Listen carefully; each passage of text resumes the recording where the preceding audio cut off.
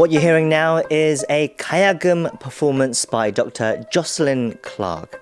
She's a musician and a professor, and also now the first non-Korean to be named an official master of Gayageum Sanjo, a traditional Korean music genre recognized as an intangible cultural heritage of North Jeollabuk province. This has been hailed as an incredible feat, as even Koreans who have studied for more than 10 years have often failed to reach this level.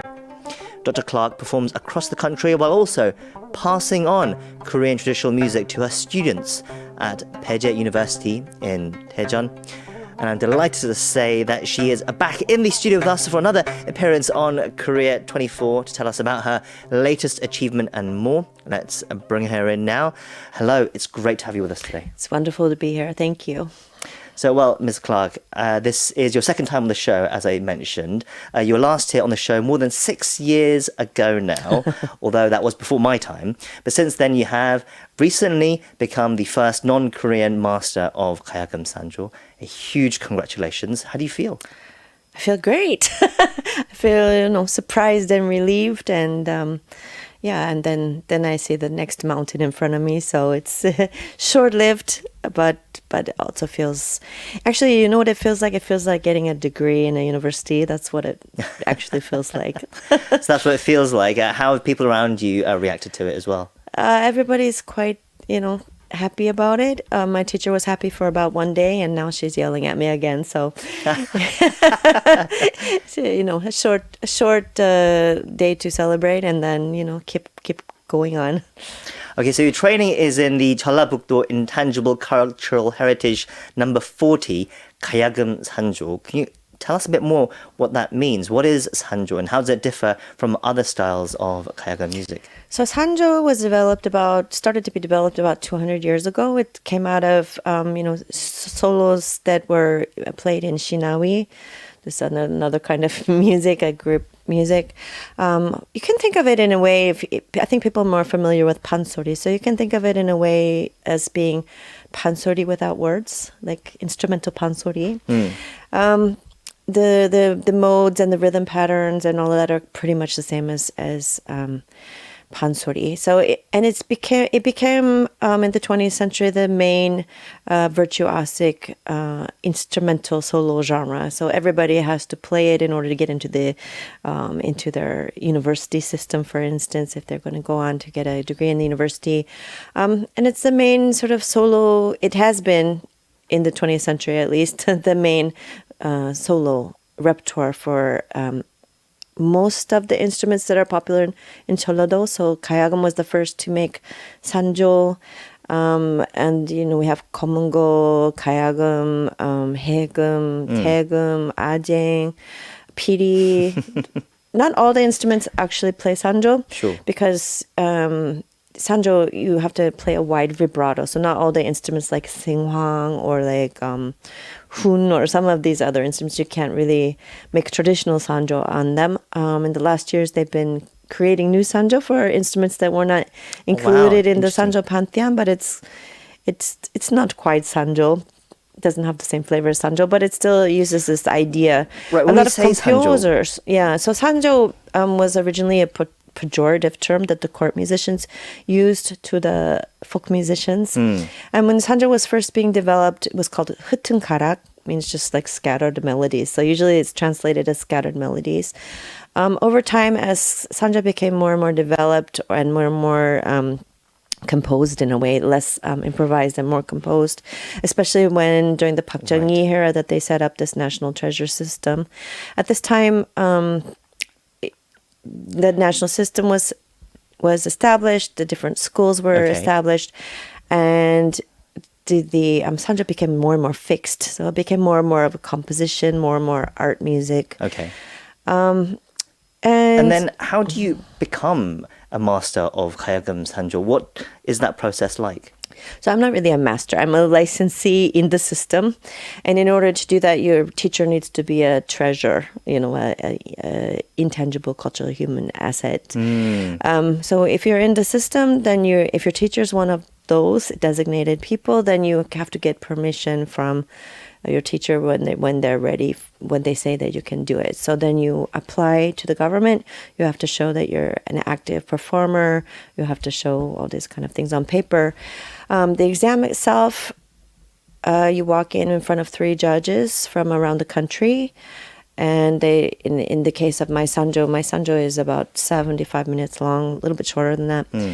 And they said, okay, so just improvise a Sanjo, 30 minutes, include all the rhythm patterns, include all the melodic modes, and go. Right. After the playing exam, then we had an exam of an oral exam. It's much like a PhD dissertation defense. I was going to say, so you have to answer a lot of criteria. Yeah, It's going to be practical, theoretical, Yeah. and experience as well. I'm sure you can't just do it in a year or two. It requires a long time. Yeah. So I know this is your second appearance on this show, but it's been a while. So can you briefly remind us of how you got into Gayageum and traditional Korean music as well? Because you were born and raised in the US, of course. Right. I was born in Washington, D.C. I was raised in Alaska. And when I was 17, I went over to Japan I actually didn't try to be an exchange student, but I ended up as an exchange student because I was too young to do anything else. So I went back to high school in a sailor uniform. And when I came back to the States, my school was famous for ethnomusicology, and they had been famous for Japanese music. So they were starting a Japanese music program. I entered it. I played the Japanese version of the Gayageum called Koto. A year later, I found myself in China at the Nanjing Academy of Arts studying the Chinese version of the Gayageum called the Guzheng.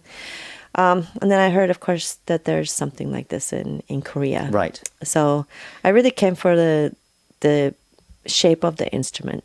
Okay. And can you tell us about the instrument for our listeners who are listening at the moment, sorry, who are not start seeing from the this beginning. video? But can you briefly just explain for us, someone who might not know what a Gayageum might look like? So Gayageum is a 12-string zither. A zither is a little bit of a misnomer, but it's a board with a curved soundboard with a flat under soundboard, hollow in the middle. It has 12 strings, each of which is stretched over a movable bridge called an anjok, which means a wild goose foot. And these bridges are movable, so you can use the bridges to change the tuning. The strings are silk in order to allow for wide bending and big vibrato. The main difference between the other instruments and the Korean version is that we stop each string before we play the next one, so it's a little bit like singing. We don't have harmony or strumming. It's not like a harp at all, even though people think it should be. It's not. We only play one string at a time, and it's really like singing through a string. So the instruments themselves are similar, but it's the way you play that makes Korean Gayageum different, you're saying. Right. Especially through these 3 instruments, if you hear them side by side, you really understand that the instrument doesn't contain the culture so much as the person who's playing the instrument. Interesting. So what is it about Korean Gayageum that really drew you then? What are the characteristics that you would describe to someone to say these are what it impassions me? What I really like about playing Gayageum is that we don't play alone. In the video I did for you a little bit earlier in the studio, I don't have a drummer, but it never plays. We actually never play Sanjo without a drum, even though I just did. So we have a drum accompaniment, and the Gayageum player is always in dialogue with the drum accompaniment, which keeps the changdan, which means the rhythm patterns that we go through in the Sanjo. So my Sanjo has 7 rhythm patterns, and it starts up very slowly, gets faster and faster and faster, and kind of ecstatic music, and that by the end of it, so it can start out quite sad. With a Gaeumyeonjo is a kind of a sad mode, but as it gets faster and faster, the rhythmic modes pick up speed, and you tend to lose yourself in playing together with the drum. So you're kind of talking together. So I really like this aspect of not playing alone and always playing with the drummer. This is exciting. Yes, our listeners may not know, but yes, you played for us earlier, which we recorded, and the full performance will be available on the KBS World English YouTube page soon as well.